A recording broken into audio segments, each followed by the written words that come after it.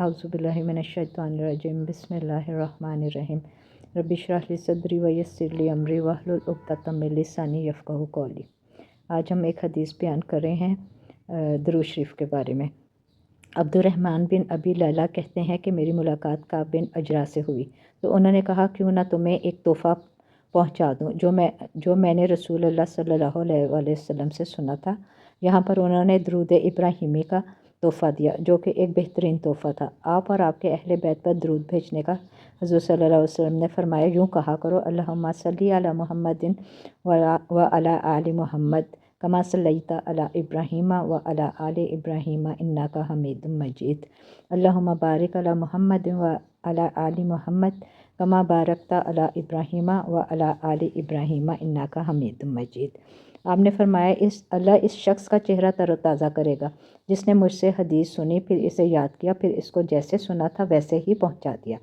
अस्सलातु वस्सलामु अलैका या रसूल अल्लाह। सलात व तस्लीम, सलात के मायने सिर्फ रहमत नाजिल करना ही नहीं बल्कि आप सल्लल्लाहु अलैहि वसल्लम का ज़िक्र खैर मलाई आला में करना भी है, यानी फ़रिश्तों की मजलिस में। तस्लीम में सलाम आ जाता है, आप पर दरूद और सलाम हो।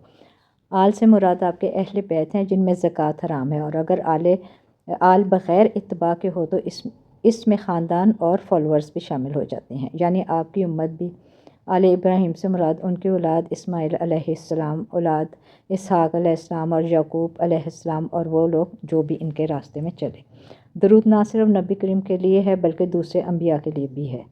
सिलसिला सहीहा की हदीस है कि आपने फरमाया, अल्लाह के नबियों और रसूलों पर दरूद भेजो। आप सल्लल्लाहु अलैहि वसल्लम ने फरमाया, जिस किसी के पास मेरा ज़िक्र किया गया वो ज़रूर मुझ पर दरूद भेजे। आपका ज़िक्र सुनकर सल्लल्लाहु अलैहि वसल्लम पढ़ना चाहिए, ये मुकम्मल दरूद है। दरूद शरीफ की फ़जीलत अबू तलहा अंसारी से मरवी है, एक दिन सुबह के वक्त नबी करीम सल्लल्लाहु अलैहि वसल्लम नहायत खुशगवार तबीयत लेकर सामने आए तो आपके चेहरे की खुशी नज़र आ रही थी। सहाबा के पूछने पर आपने फरमाया, आज मेरे पास रब्बे अज़्ज़ व जल्ला की तरफ से एक आने वाला आया और कहने लगा, आपकी उम्मत में से जो शख्स आप पर एक मरतबा दरूद पड़ेगा इसके नामा अमाल में 10 नेकियां लिख दी जाएंगी, 10 गुनाह माफ़ होंगे, 10 रहमतें नाजिल होंगी और 10 दर्जात बुलंद होंगे। दरूद हर हाल में पढ़ सकते हैं, चलते फिरते, लेटे बैठे, काम करते, हर जगह पे। आप सल्लल्लाहु अलैहि वसल्लम ने फरमाया, मुझ पर कसरत से दरूद भेजा करो, क्योंकि अल्लाह ने एक फ़रिश्ता मेरी कब्र के पास मुकर्रर कर दिया है। जब मेरा कोई उम्मती मुझ पर दरूद भेजता है तो वो फ़रिश्ता मुझे कहता है, फ़लाँ बिन फ़लाँ ने आप पर दरूद भेजा है। जो शख्स अज़ान के बाद दरूद पढ़ता है इस पर 10 रहमतें भेजी जाती हैं। आपने फरमाया, जुम्मे के दिन और रात में जो कसरत से मुझ पर दरूद भेजेगा अल्लाह इस पर रहमतें नाजिल फरमाएगा और इसके दुनिया के मसाइल और आखिरत के सारे गम दूर हो जाएंगे। हज़रत अली का फरमान है, दुआ रोक दी जाती है यहाँ तक कि मोहम्मद सल्लल्लाहु अलैहि वसल्लम पर दरूद ना पढ़ा जाए। दरूद शरीफ ना पढ़ना हसरत का बाइस है। जिब्राईल अलैहिस्सलाम ने फरमाया, जिस शख्स के सामने आपका ज़िक्र आया और इसने दरूद नहीं पढ़ा तो अल्लाह इसे अपनी रहमत से दूर कर देगा। वो शख्स रुस्वा हुआ जिसने इसकी कोई इज़्ज़त नहीं।